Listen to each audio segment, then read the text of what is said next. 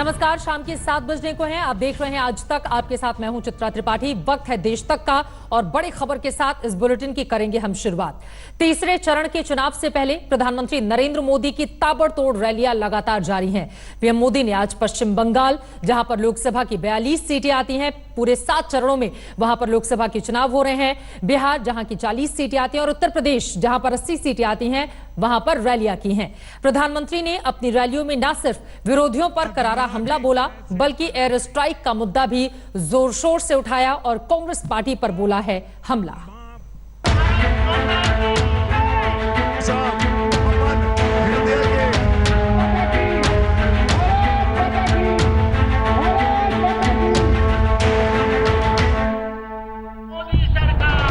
ममता बनर्जी के किले में सेंध लगाने के लिए प्रधानमंत्री नरेंद्र मोदी ने पूरा दम लगा दिया है। चुनावी समर के 2 अध्याय खत्म हो जाने के बाद पीएम मोदी पहले से ज्यादा सियासी आक्रमण कर रहे हैं, पहले से ज्यादा बिछा रहे हैं सियासी बिसा, पहले से ज्यादा कर रहे हैं चुनावी प्रचार। आज पीएम पश्चिम बंगाल, बिहार और उत्तर प्रदेश में थे और तीनों जगह मोदी ने राष्ट्रवाद और एयर स्ट्राइक का मुद्दा उठाया।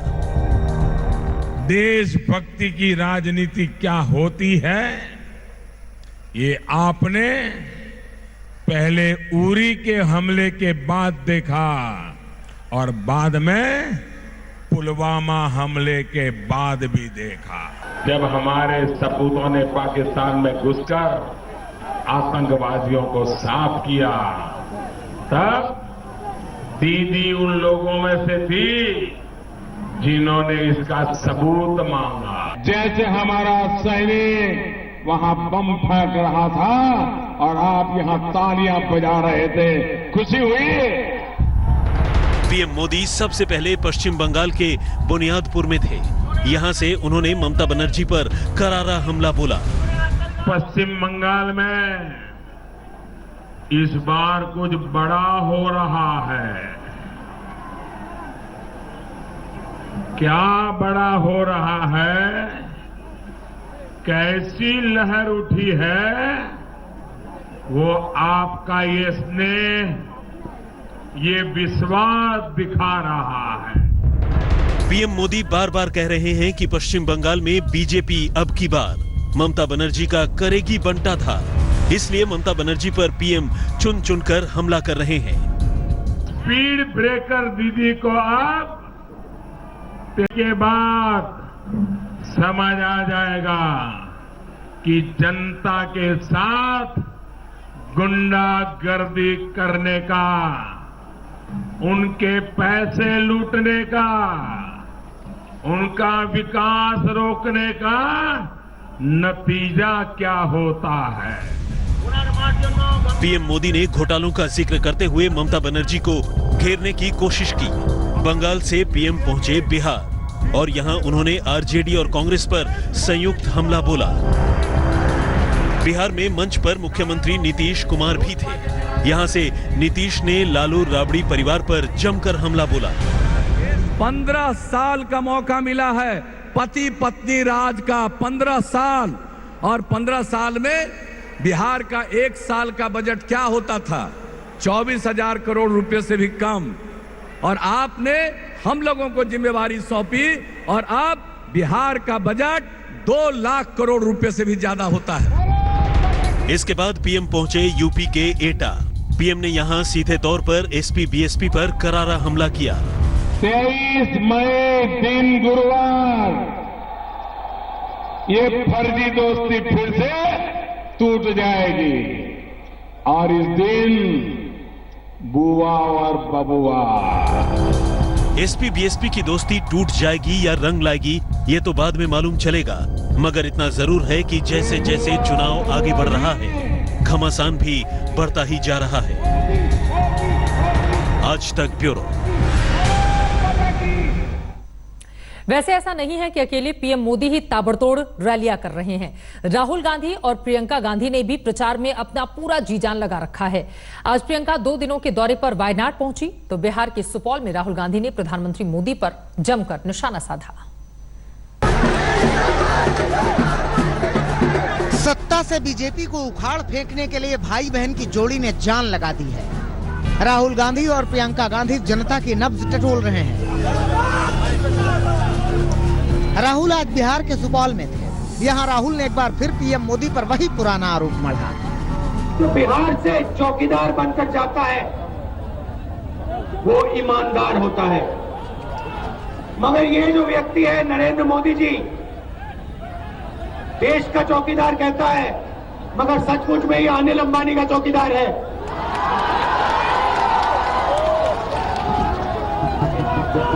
इसने बिहार के सब युवाओं को बदनाम किया है।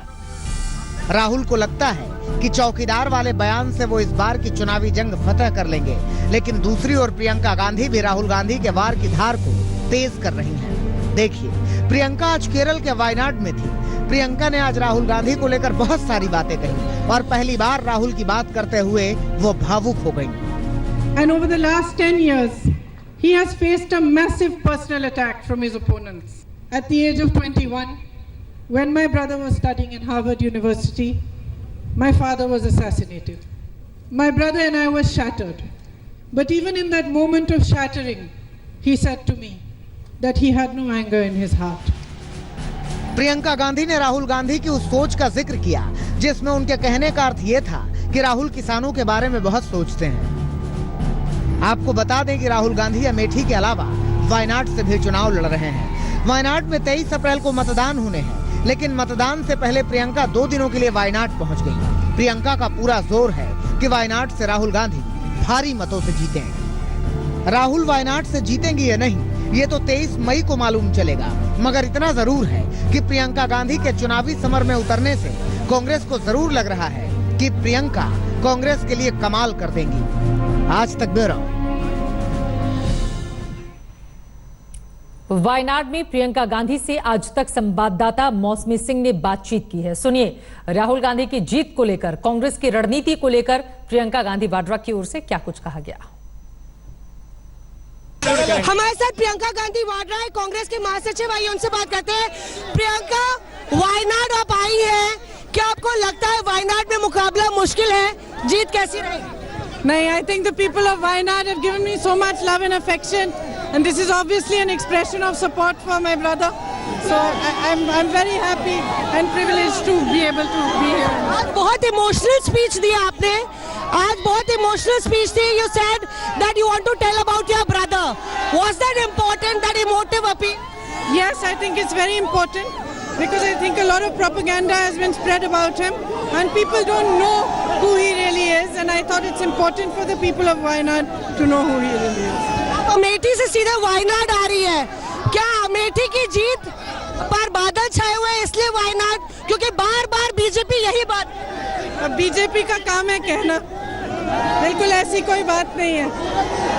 जिस तरह से प्रियंका लगातार कहती कि ध्रुवीकरण हो रहा है, जो प्रज्ञा ठाकुर ने जिस तरह की बयानबाजी की, लगातार राष्ट्रवाद के मुद्दे पे लड़ा जा रहा है, क्या राष्ट्रवाद के बारे में जो मैं सोचती हूँ वो मैंने अपने भाषणों में बोला है। प्रज्ञा ठाकुर ने एक तरह से जो टिप्पणी की हेमंत करकरे को लेके, देश के शहीद है, क्या वो सही? देखिए, मैंने पहले भी कहा है, जो देश का शहीद अपना खून इस देश के लिए बहाता है, उसका आदर करना हर देशवासी का धर्म है। जो इन्होंने कहा बहुत गलत है। प्रियंका गांधी अमेठी में एक तरफ राहुल गांधी के लिए प्रचार कर रही हैं कि वहां से जीत हासिल करें, ऊपर से अमेठी से निकलकर सीधे पहुंचे वायनाड। पहली बार ऐसा हो रहा है, राहुल गांधी 2 जगहों से चुनावी मैदान में हैं और उन्हें जिताने की जिम्मेदारी प्रियंका गांधी के कंधे पर। उधर आज रामपुर में मायावती और अखिलेश यादव ने साझा रैली की है। दोनों ने एसपी उम्मीदवार आजम खान के लिए वोट मांगे और मोदी सरकार पर जमकर निशाना साधा। मगर इस साझा रैली के पहले आजम खान फूट फूट कर रोए। क्यों रोए आजम खान, इस रिपोर्ट में देखिए। मेरा जीना इस जमीन के लिए बोझ बन गया है, मेरी वजह से गरीब सताए जा रहे हैं। मुझे नहीं लड़ना ये चुनाव, मुझे मार के खत्म कर। प्रचार से पाबंदी हटने के बाद मंच पर जब रामपुर से समाजवादी पार्टी के प्रत्याशी आजम खान ने बोलना शुरू किया तो पीएम मोदी के खिलाफ निकल रहे शब्दों के साथ आंसू भी निकल रहे थे। पैसा तो कोई और बांटेगा, मैं तो मोहब्बत बांटूंगा। और है क्या मेरे पास? चलने से लड़ रहा हूं, ये चुनाव मेरे पास नहीं है। मैं नहीं लड़ना चाहता था ये चुनाव। मुझे काहे के लिए तैयार किया इस चुनाव को लड़ने के लिए। आजम खान रोते जा रहे थे और पीएम मोदी पर निशाना साधते जा रहे थे। आजम खान के आंसू वाकई गमजदा होकर निकले या रामपुर के 49% मुस्लिम मतदाताओं को रिझाने के लिए, ये तो आजम ही जाने। लेकिन इतना जरूर है कि आजम खान ने इस मंच से इमोशनल दांव खेल दिया। वैसे आजम खान की सीट समाजवादी पार्टी और बहुजन समाज पार्टी के लिए नाक की लड़ाई से कम भी नहीं है। सामने वो जयाप्रदा है जो समाजवादी पार्टी का लंबे समय तक हिस्सा रही है। शायद इसीलिए बीएसपी सुप्रीमो मायावती और एसपी के अध्यक्ष आजम खान आज रामपुर में साझा रैली करने पहुंचे। साझा प्रचार में मायावती ने पीएम मोदी पर सीधा हमला बोला। इस बार इनकी चौकीदारी की भी ये नई नाटकबाजी भी इनको नहीं बचा पाएगी,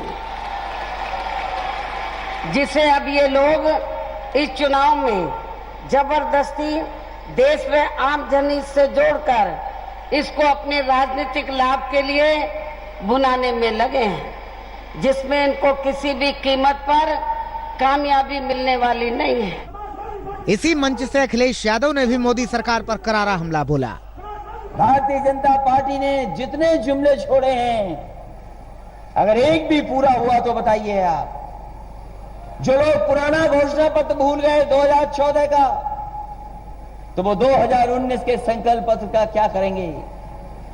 अब तो लगने लगा है जुमले सुनने के बाद ये भारतीय जनता पार्टी नहीं है, ये भयंकर जुमलों वाली पार्टी बन गई है। एक ही मंच पर आजम खान के साथ अखिलेश और मायावती की मौजूदगी निश्चित तौर पर आजम खान को फायदा पहुंचाएगी, लेकिन ऐसा भी नहीं है कि टक्कर एक तरफा है। बीजेपी पर हो रहे सियासी हमलों का जबरदस्त तरीके से जवाब दिया जा रहा है। रामपुर में जयाप्रदा के लिए प्रचार कर रहे अमर सिंह ने आज एक बार फिर आजम खान के लिए तीखे शब्दों का प्रयोग किया। मानसिक रूप से बीमार आदमी है आजम खान, उसे चुनाव के मैदान में नहीं होना चाहिए, उसे आगरे के पागलखाना में। रामपुर की चुनावी लड़ाई दिलचस्प मोड़ पर है। 23 अप्रैल को मतदान होने हैं और मतदान से पहले महागठबंधन और बीजेपी ने पूरी ताकत झोंक दी है। आमिर खान के साथ मिलन शर्मा, रामपुर, आज तक। उधर भोपाल से बीजेपी की उम्मीदवार साध्वी प्रज्ञा ठाकुर की उम्मीदवारी और उनके बयानों पर बवाल मचा हुआ है। विपक्ष का आरोप है कि साध्वी के नाम पर बीजेपी हिंदुत्व कार्ड खेल रही है। वहीं बीजेपी ये कहते हुए साध्वी का बचाव कर रही है कि कांग्रेस के काल में साध्वी के साथ नाइंसाफी हुई और उन्हें प्रताड़ित किया गया। आपको विश्वास करने में थोड़ी तकलीफ होगी, देर लगेगी, लेकिन मैंने कहा तेरा सर्वनाश होगा। इतनी यातनाएं दी, इतनी गंदी गालियां दी जो असहनीय थी मेरे लिए। आतंकियों से दो हाथ करने वाले दिलेर अफसर की शहादत पर सवाल खड़े करने वाली साध्वी प्रज्ञा ने सफाई देने की रस्म अदायगी कर दी है। आधे अधूरे और चुनावी दबाव में दी गई सफाई में अफसोस कम, विवाद को रफा दफा करने की कोशिश आपको साफ साफ दिख जाएगी। अगर हमारे इस बयान से दुश्मनों को बल मिल रहा है तो मैं बिल्कुल इस बात को कहती हूँ कि हम दुश्मनों का बल नहीं बढ़ाएंगे। ये हमारे घर के अंदर का मामला है। अगर किसी ने हमें प्रताड़ित किया, हमने उसको कह दिया है, तो बिल्कुल वो हमारा बयान होना चाहिए। परंतु हमारे देश के दुश्मनों को अगर इससे बल मिलता है तो मैं अपना वो बयान वापस लेती हूँ। इसके उलट साध्वी प्रज्ञा का विक्टिम कार्ड अब भी जारी है। जेल में हुई ज्यादती के आरोपों पर वो लगातार खुलकर बोल रही हैं और साध्वी प्रज्ञा की इस कोशिश में बीजेपी पूरी ताकत से खड़ी है। प्रधानमंत्री नरेंद्र मोदी ने भी कांग्रेस को बटला हाउस एनकाउंटर की याद दिलाई। न्यायालय ने उन्हें पूरी तरह बरी किया है मकोका के चार्जेस पर, लेकिन यूएपीए का चार्ज है। देखिए, उन्हें उन आरोपों को एक सिरे से खारिज किया है। साध्वी प्रज्ञा को भारतीय जनता पार्टी ने अगर अपना प्रत्याशी बनाया है तो इसी बात को लेकर के कि हिंदू आतंकवाद का जो कांग्रेस का और उसके सहयोगी दलों का मुद्दा था, ये फेक आरोप था, फर्जी आरोप था और देश और दुनिया में भारत की छवि को धूमिल करने वाला एक देशद्रोही कृत्य था। इसके लिए कांग्रेस और उसके सहयोगी दलों को देश की जनता से माफी मांगनी चाहिए। कांग्रेस, उसके साथियों ने पाकिस्तान को सजा देने के बजाय हिंदुओं के साथ आतंकी शब्द चिपकाने के लिए साजिशों पर ध्यान लगाया। योजना बनाकर जांच की पूरी दिशा ही भटका दी गई। बीजेपी में नई शामिल हुई साध्वी को पार्टी के योगी से पूरा नैतिक समर्थन मिल रहा है। मतलब कि बीजेपी ने तय कर लिया है कि शहादत का अपमान करने वाली साध्वी के मामले में ज्यादा डिफेंसिव होने की जरूरत नहीं है। हिंदू आतंकवाद के सवाल पर कांग्रेस की घेराबंदी की रणनीति तेजी से आगे बढ़ने वाली है। ऐसा इसलिए क्योंकि वोट युद्ध के मैदान में अब धर्म के नाम पर भी खुल्लम खुल्ला जंग हो रही है। जी हां, और इस खेल में सिर्फ बीजेपी ही नहीं बल्कि विपक्षी दलों की भी उतनी ही सहभागिता है, चाहे इसके लिए धर्म को हथियार बनाया जाए या फिर शहादत को। आज तक ब्यूरो। उत्तर प्रदेश के मुख्यमंत्री योगी आदित्यनाथ तीसरे चरण के चुनाव के लिए पूरा दमखम लगा रहे हैं। सीएम योगी से बातचीत की है, उनके आगामी योजना को लेकर, रणनीति को लेकर और किस तरह से बीजेपी के जीत के वो दावे कर रहे हैं। हमारे संवाददाता गौरव सामंत ने सुनिए। आप पर 72 घंटे का प्रतिबंध लगा, उसके बाद आप पहली बार मीडिया में के सामने आज तक पर बात कर रहे हैं, लेकिन जो आपने पहला बयान दिया संभल में, उसमें भी आपने बाबर की औलाद का जिक्र किया। 72 सीटें पिछली बार आपके पास थी 73-80 में से, तो क्या यही ध्रुवीकरण है जीत का मंत्र? देखिए, हम लोग ध्रुवीकरण की नहीं बल्कि विकास की राजनीति करते हैं। विकास, सुशासन और राष्ट्रवाद के मुद्दों को हम लोगों ने अपने चुनाव प्रचार का हिस्सा बनाया है। लेकिन जब सामने वाला व्यक्ति स्वयं इस बात को कहता हो कि मैं बाबर का वंशज हूं, बाबा साहब भीमराव अंबेडकर की जयंती के दिन उनकी मूर्ति पर माल्यार्पण करने से संकोच करता हो, किसी धर्मस्थल पर जाकर के वहां की आस्था का अनादर करता हो, तो आखिर व्यक्ति क्या बोलेगा उसके बारे में? हमारे सामने उत्तर प्रदेश के अंदर कोई चुनौती नहीं। कांग्रेस, सपा, बसपा, इन सब के कार्यकाल को प्रदेश की जनता ने देखा है और देश की जनता ने भी देखा है। आपका लक्ष्य क्या है उत्तर प्रदेश से? भारतीय जनता पार्टी ने प्रदेश के अंदर 74+ का जो लक्ष्य तय किया है, हम उसे अचीव करेंगे। प्रथम और द्वितीय चरण के चुनाव ने इस बात को साबित भी किया है और ये निरंतरता बनी रहेगी। निरंतरता बनी रहेगी। 2 चुनावों के बाद जो वोटिंग हुई है उसके बाद आप सुन रहे थे योगी आदित्यनाथ को 72 घंटे के बाद मीडिया कैमरे के सामने आए। उधर चुनावी समर के बीच अमेठी की जंग जबरदस्त हो चली है। अमेठी में एक निर्दलीय प्रत्याशी ने राहुल गांधी के नामांकन को रद्द करने की मांग की, तो दूसरे निर्दलीय ने स्मृति ईरानी का नामांकन रद्द करने के लिए अर्जी लगा दी है। निर्दलीय प्रत्याशियों ने नामांकन रद्द करने की अर्जी आखिर क्यों लगाई है, इसके पीछे की बड़ी वजह क्या है, कारण जानिए इस रिपोर्ट में।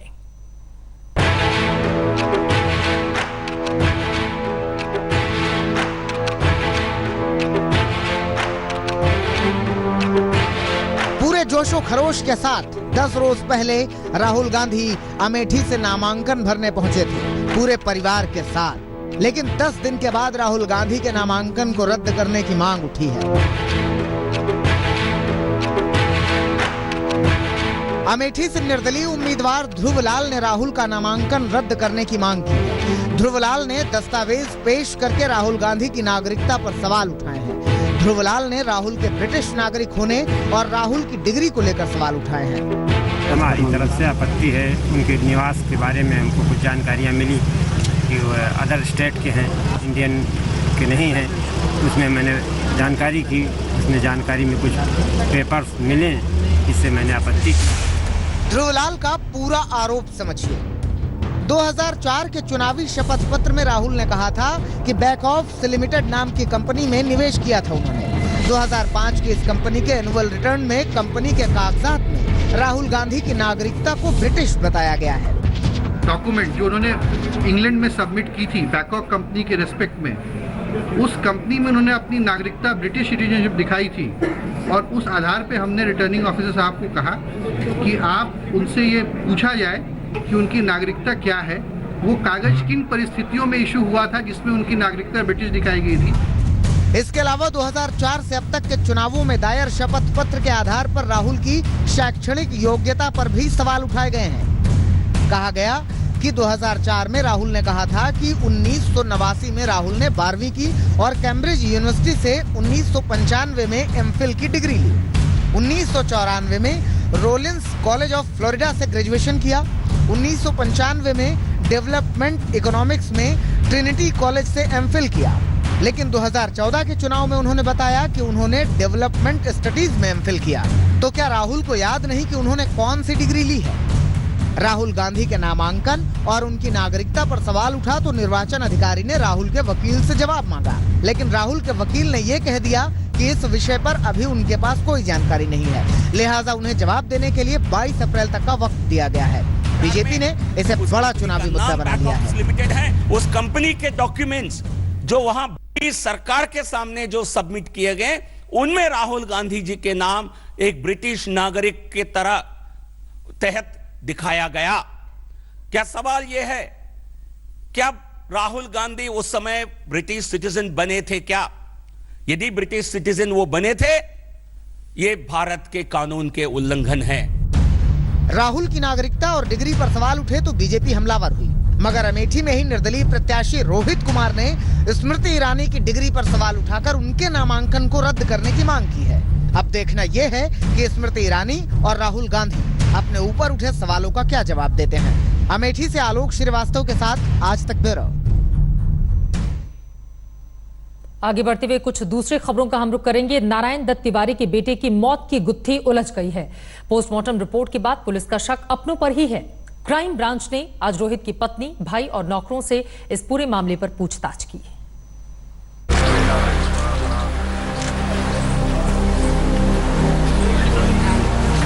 कल ही रोहित शेखर की अस्थियां विसर्जित की गई। हरिद्वार के सती घाट पर उन्हें अंतिम विदाई दी गई।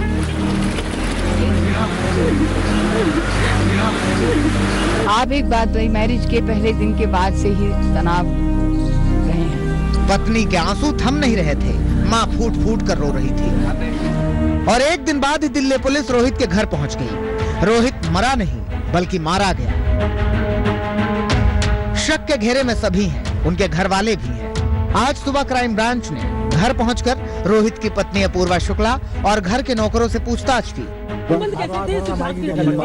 मर्डर का मामला दर्ज कर लिया पुलिस ने, तो इसलिए। आप एक बात वही, मैरिज के पहले दिन के बाद से ही तनाव रहे हैं। क्या झगड़े की वजह ये थी क्या? क्योंकि कद नहीं बना था, राजनीतिक कद नहीं बन पा रहा था, तो इस वजह से कोई झगड़े की बात हो अपूर्वा के साथ? तनाव की वजह क्या? तनाव की वजह क्या थी? झगड़े की वजह क्या थी? मैंने ये ना इतना मैंने दोनों के बीच में इतना ज्यादा इंटरेस्ट नहीं लिया।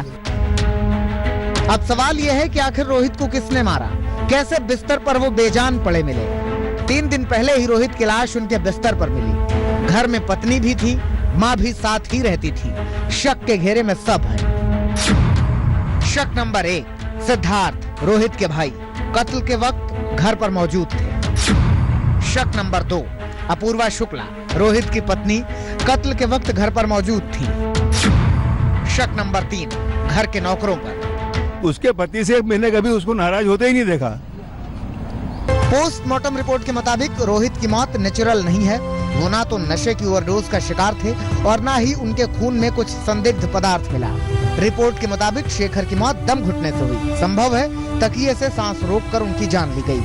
अपनी पहचान बनाने के लिए रोहित ने बड़ी जंग लड़ी, लेकिन वो अपनी जिंदगी की लड़ाई इस तरह से हार जाएंगे किसी ने नहीं सोचा था। चिराग गोठी के साथ आज तक ब्यूरो। इसी खबर के साथ देश तक में फिलहाल इतना ही। लेटेस्ट खबरों के लिए यूं ही देखते रहिए आज तक, और इस वीडियो के पसंद आने पर लाइक, शेयर एंड सब्सक्राइब करना ना भूलें।